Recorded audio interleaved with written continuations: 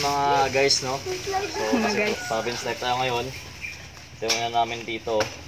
Puro pusit. Tapos, mag-prepare kami ng palaman natin sa loob. Ganito. Ito. Palaman natin sa loob. Yung may ganito. Sibuyas, may luya. May kamatis unti. Tapos yan, flavor natin to. Kalamansi. So, lagyan natin ng cheese. Tapos ito, tuhugin natin. I-ano natin to. Lagyan natin ng margarine. Ito, margarine. Tapos may asukal. Yan ang katapat niya yan. So, ito, kulit. Ito muna. Ito, binili natin, oh. Yan, marami-rami, oh. Oop, dirty yan. Dirty yan, baby. Yung maglinis muna tayo. Ito pala kami mga guys dito, ha. Sa mga Manila dyan, pasensya nyo kung wala mo na kayo makitang gagamba siguro. Ano, hindi ganun kadami. Kasi nasa probinsya tayo. So, maraming mas magandang ginagawa tayo dito. Bilang sa paggagamba. So, sana ma-enjoy nyo pa rin kung ano man yung mapanood nyo. And abangan nyo. So, marami tayong gagawin dito. Lalo pa pag natapos na yung quarantine. Kasi hindi kami makakailos. Nakita nyo naman, halos bahay lang kami. Tapos farm lang. Paulit-ulit lang na ganun, pero titignan natin kung ano yung pwede natin magawa, lalo na pag nakapunta tayo ng bukid talaga. So may bukid pa tayo na hindi pa napupuntahan. Pag napuntahan natin yon, so tignan natin kung ano makita natin doon, pwede natin gawin pa.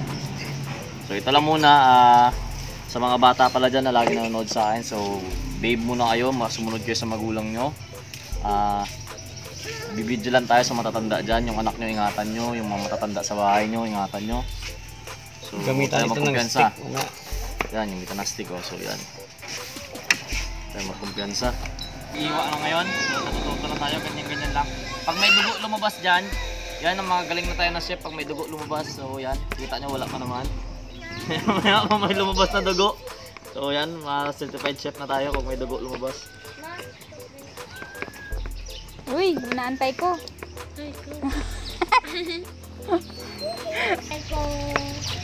Mga simplang ka, ay magbalingtong ka dyan. Wala. Ganito. Hindi ako man sa. Pinahiwain naman natin to para sa ano? Okay na. Ilang piraso na yun. Ano dato yun? Nagad dun dami na. Ayun, squid pusit with cheese. Yan yung luto niyan. So, yun, kamatis, sibuyas, luya. Lalagay natin sa loob niyan. Hihiwain natin ng maliit-liit para madaling maluto yung pusit. So, iihawin natin. Lalagay natin sa loob yung kamatis, sibuyas, saka luya. Luya papatanggal nung yan niya. Yung medyo amoy, saka yung langsa ng pusit. Tapos yung keso, yun yung masarap-sarap doon. Yung medyo alat-alat niya nasa loob. Medyo puputok-putok yun. Yan siya, hinihiwa-iwaan na natin. So yung iba gagawin namin ano to, calamares. So yung calamares yung iba. So yan, nalagay na natin.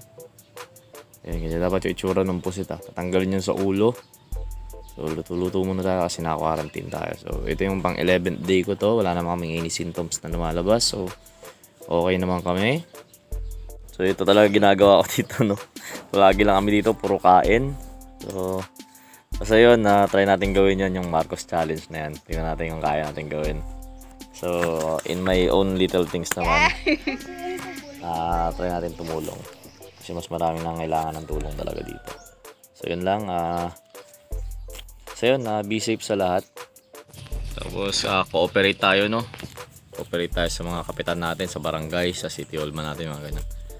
Iwas muna tayo sa mass gathering. So, we heal as one. Maraming salamat po.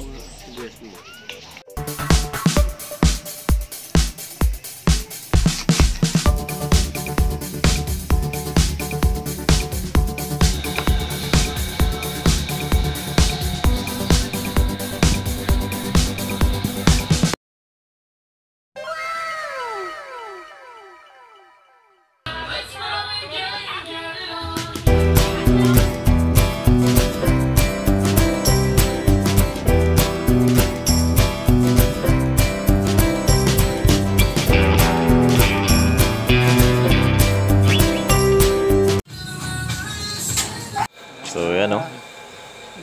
Kain-kain lang muna tayo mga kaji.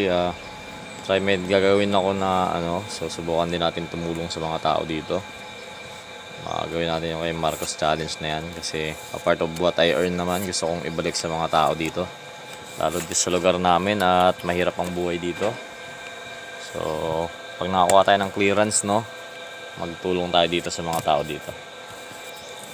Yun yung gawin natin. So yan lang, sana nag-enjoy kayo, sana ingatan niyo yung mga sarili nyo. Yun lang, maraming salamat po and God bless sa inyo lahat. So yan, tapos na tayo. Kain na tayo mga kadis. So yung picture yun na lang siguro. So family life lang talaga muna tayo dito. So yan, pamilya kami dito. So yan lang muna, kain tayo. Tapos another day na naman bukas, upload na naman tayo. So ano tayo naman pang video natin. Sana nag-enjoy pa rin kayo. Yun lang, much love and respect sa inyo lahat. And God bless.